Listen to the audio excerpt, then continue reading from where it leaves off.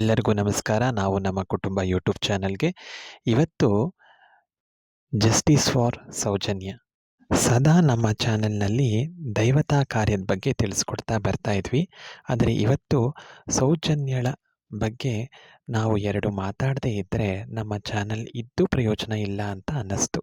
ಸತ್ಯಮೇವ ಜಯತೆ ಅಂತ ದೊಡ್ಡೋರು ಹೇಳಿರೋ ಮಾತು ಪ್ರತಿಯೊಂದು ವೇದ ಸುಳ್ಳಾದರೂ ಗಾದೆ ಸುಳ್ಳಾಗಲ್ವಂತೆ.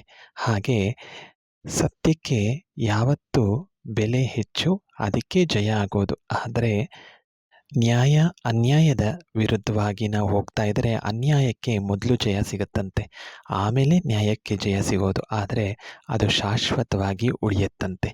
ಹಾಗೆ ಈಗ ಎಲ್ಲ ಚಾನೆಲ್ನಲ್ಲಿ ಎಲ್ಲ ಒಂದು ಪೇಜಸ್ನಲ್ಲಿ ಈ ಒಂದು ಸೌಜನ್ಯಳ ವಿಚಾರವಾಗಿ ಮಾತಾಡ್ತಾ ಇದ್ದಾರೆ. ಆದರೆ ನಾವು ಅದನ್ನೇ ಹೇಳೋದು, ಸೌಜನ್ಯಳಿಗೆ ನ್ಯಾಯ ಸಿಗಬೇಕು ಅನ್ನೋದು. ನ್ಯಾಯ ಸಿಗಲಿ ಅಂತ ನಾವು ಪ್ರತಿಯೊಂದು ಮನೆಯಲ್ಲೂ ದೇವರಿಗೆ ದೀಪ ಹಚ್ಚಿ ನಾವು ದೇವರಲ್ಲಿ ಪ್ರಾರ್ಥನೆ ಇಟ್ಟರೆ ಖಂಡಿತವಾಗ್ಲೂ ನ್ಯಾಯ ಸಿಗೋದ್ರಲ್ಲಿ ಸಂಶಯನೇ ಇಲ್ಲ.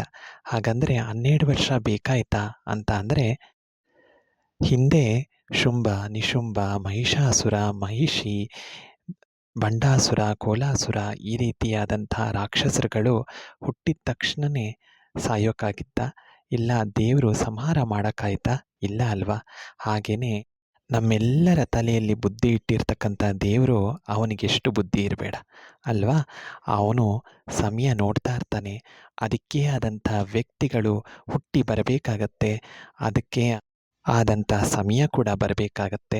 ಖಂಡಿತವಾಗ್ಲೂ ಸತ್ಯಕ್ಕೆ ಯಾವತ್ತೂ ಜಯ ಇದ್ದೇ ಇರುತ್ತೆ. ನಾವು ಮಾಡಬೇಕಾಗಿರೋದು ಇಷ್ಟೇ, ಪ್ರತಿಭಟನೆ ಅಥವಾ ಇನ್ನಿತರ ಕೆಲಸ ಏನೂ ಮಾಡೋಕ್ಕಾಗಿಲ್ಲ ಅಂದರೂ ಮನೆಯಲ್ಲೇ ನಮ್ಮ ದೇವರ ಮನೆಯಲ್ಲಿ ದೀಪ ಹಚ್ಚಿ ನಾವೆಲ್ಲರೂ ಪ್ರಾರ್ಥನೆ ಮಾಡೋಣ, ಈ ಒಂದು ಹೆಣ್ಣು ಮಗುಗೆ ನ್ಯಾಯ ಸಿಗಲಿ ಅಂತ ಹೇಳಿ.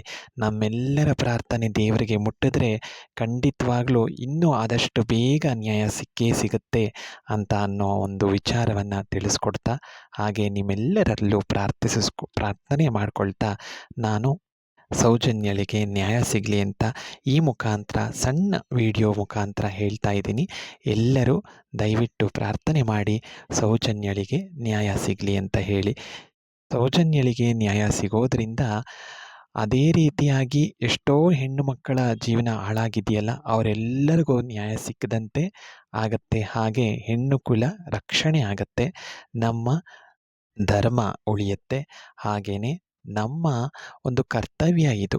ನಮ್ಮನೆ ಹೆಣ್ಮಗು ಆದರೆ ನಾವು ಹೋರಾಡ್ತೀವಲ್ವ, ಅದೇ ರೀತಿಯಾಗಿ ನಾವು ಮಾಡಬೇಕು ಇದನ್ನು ಅಂತ ತಿಳ್ಕೊಂಡು ಎಲ್ಲರೂ ನಿಮ್ಮ ಕರ್ತವ್ಯ ಅಂತ ಹೇಳಿಕೊಂಡು ನೀವು ಎಲ್ಲಿ ದೇವಸ್ಥಾನಕ್ಕೆ ಹೋಗ್ತಿರೋ ದೇವರಲ್ಲಿ ಪ್ರಾರ್ಥಿಸ್ಕೊಳ್ಳಿ, ಇಲ್ಲ ಮನೆಯಲ್ಲೇ ದೀಪ ಹಚ್ತಿರೋ ದೀಪ ಹಚ್ಚಿ ಪ್ರಾರ್ಥನೆ ಮಾಡಿ ಅಂತ ಹೇಳ್ತಾ ಈ ಒಂದು ಕಾರ್ಯ ತಪ್ಪದೇ ಮಾಡಿ. ನಮಸ್ಕಾರ.